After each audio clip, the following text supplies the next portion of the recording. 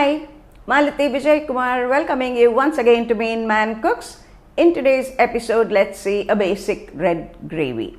Let's see the ingredients required. About quarter kg of nice ripe tomatoes, 2 teaspoons of butter, a tablespoon of ginger garlic paste, a teaspoon of honey, half a teaspoon of garam masala powder, 2 red chilies finely sliced, red chili powder, kasuri methi, 2 tablespoons of cashew nut pieces, 2 to 3 tablespoons of khoa, a teaspoon of sugar. Color is optional. Whole masalas, star anise, cloves, elaichi, dalchini or cinnamon, and a bay leaf. 3 tablespoons of fresh cream. A tablespoon of coriander powder, a teaspoon of jeera, 2-3 Kashmiri chilies, a teaspoon of oil, salt to taste. So now let's get started. I'm going to light the gas now. The pressure pan is getting not too hot still. We'll add the oil and wait for the oil to heat up.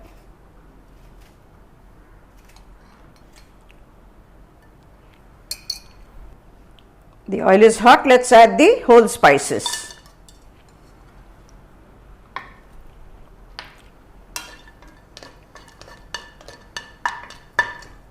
Now let's add the Kashmiri red chilies. Now let's add the sliced red chilies. Now I'm adding the ginger garlic paste.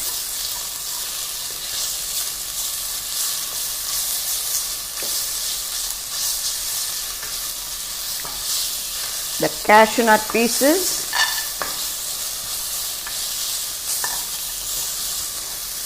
And the roughly chopped tomatoes.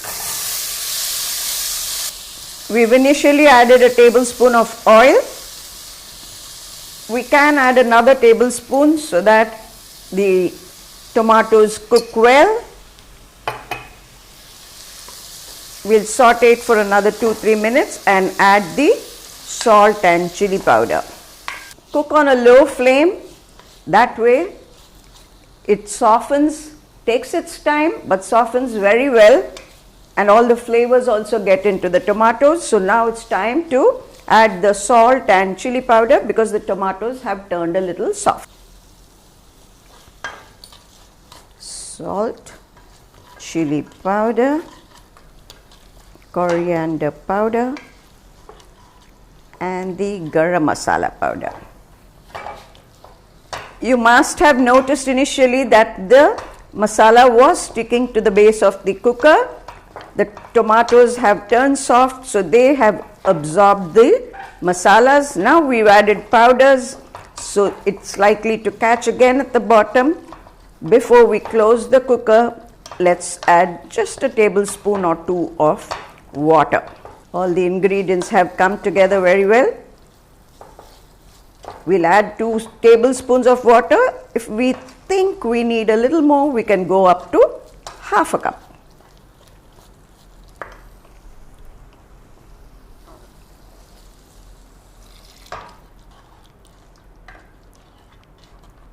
This should do.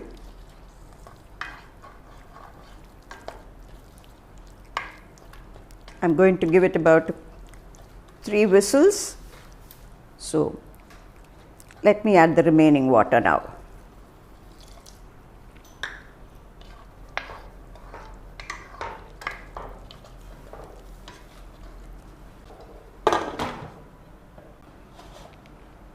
Out comes the steam, and let's place the stopper.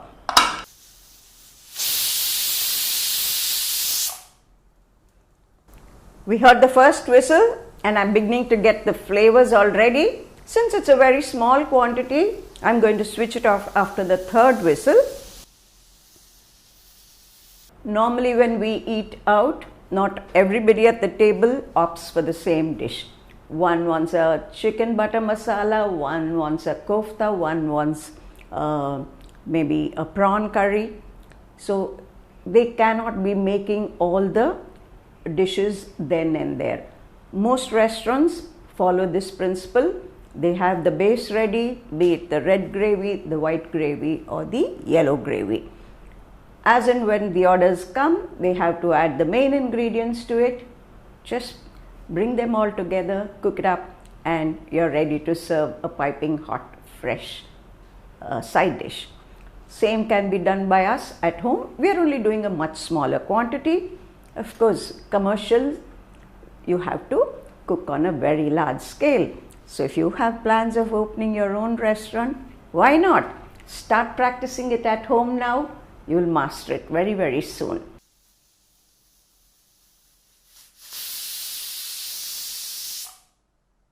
This is a very basic red gravy, which is ideal to be stored at home. It helps on a rainy day. You can puree it, cook it again, and freeze it. In the freezer, it stays good for 4 to 5 weeks. If you're keeping it in the fridge, not more than 3 to 4 days. Might as well freeze it, portion it, and freeze it. This acts as a base for several other side dishes. You can add a lot of vegetarian you can make a lot of vegetarian dishes like your paneer butter masala. You can add corn, you can add baby corn, you can add mixed vegetables, gobi masala, you can make koftas, you can make n number of dishes using this for vegetarians. It goes well with your rotis and your jeera rice. Non-vegetarians can of course add their chicken, shredded chicken, cooked chicken, prawns, boiled egg, fish, whatever else can be added. It makes a wonderful, wonderful accompaniment for your rotis and your rice dishes.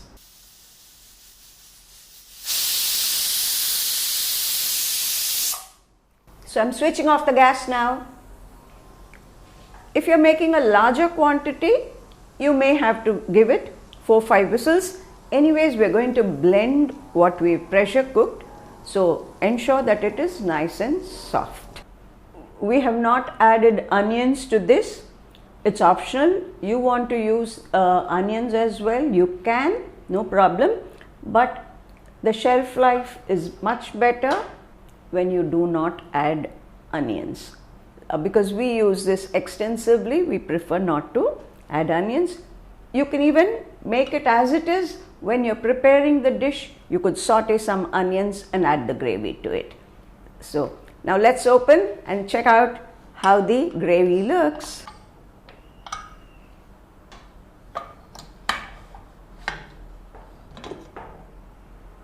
Wow, smells really good. We'll allow it to cool a little and blend it in the mixer grinder. Nowadays, lots of students have to do their own cooking, staying in India or overseas. Lots of people, due to their work, have to stay away from the family. They too will have to cook for themselves. If you have had a little grilled chicken, tandoori chicken, leftover pieces, just shred it, add it to this gravy. It makes a wonderful new dish for you. We've not added too much water, so the consistency is fine. We can transfer the entire content to the mixer grinder.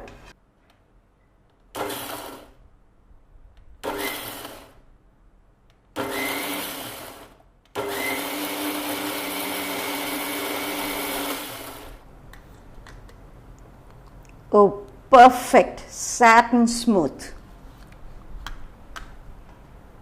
Want to take a closer look?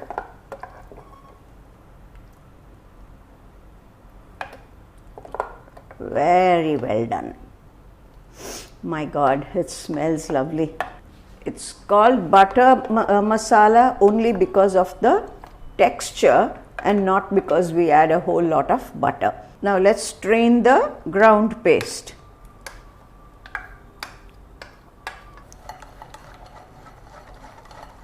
That should do. If you feel there's a little too much sticking to your blender jar, you can add a tablespoon of water, rinse it and strain that as well.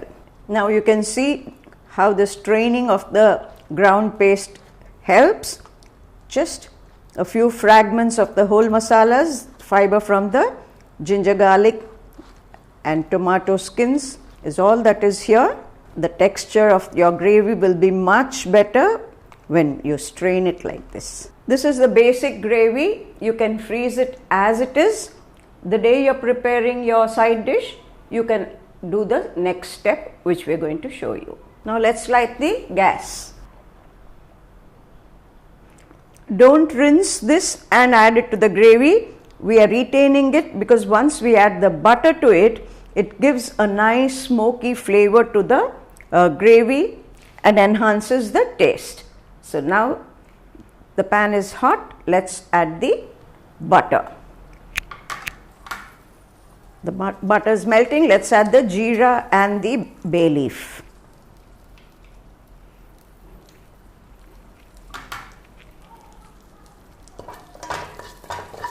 Roasted jeera always gives out a very nice flavor.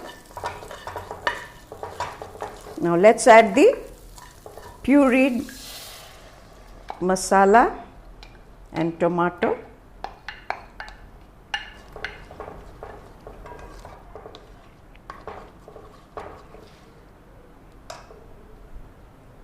It's thickened. I'm going to add about a tablespoon of water before adding the other ingredients. This needs to be slightly dilute, not very watery, because we're going to add some khoa and fresh cream, which is anyways going to thicken it. So let's add the khoa.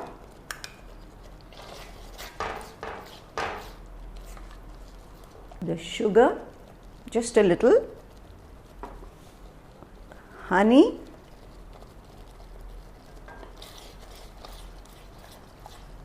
you can check the balance of the salt.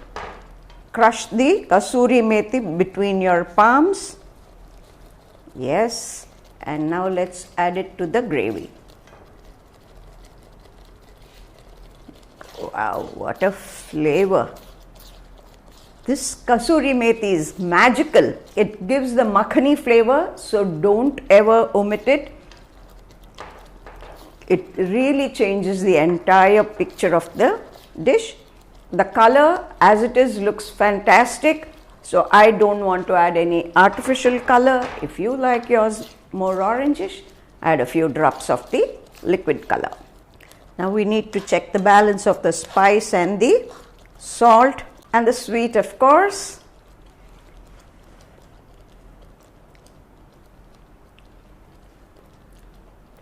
Absolutely creamy. Excellent, really, really excellent. Just the paneer is missing for me. Now it's time to add the fresh cream.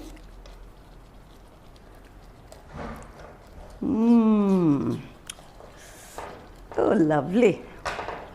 It's done. It's better to remove the bay leaf if you're going to freeze the mixture. If you're going to consume it immediately, you can retain it. Now let's close the ice tray and freeze it. This will take quite a few hours to set nicely. After it freezes completely, you can remove them from the ice tray and store it in a smaller container. Each cube is approximately 30 ml. So if you're making a gravy for 2 people, 3 to 4 cubes should be fine. Anyways, you'll be adding vegetables or non-veg to it. So you'll be getting anywhere between 250 to 300 grams of the output. Enjoy your red gravy. Don't forget to post your comments. We're looking forward to it. I'm sure this has motivated you to cook. Do try it and give your feedback. For the recipe, click on meenman.com. For all your non-veg requirements as well, click on meenman.com and place your orders. Do follow us on FIT, that is Facebook, Instagram and Twitter. I'm sure you enjoyed it as much as I enjoyed showing it to you. Thank you.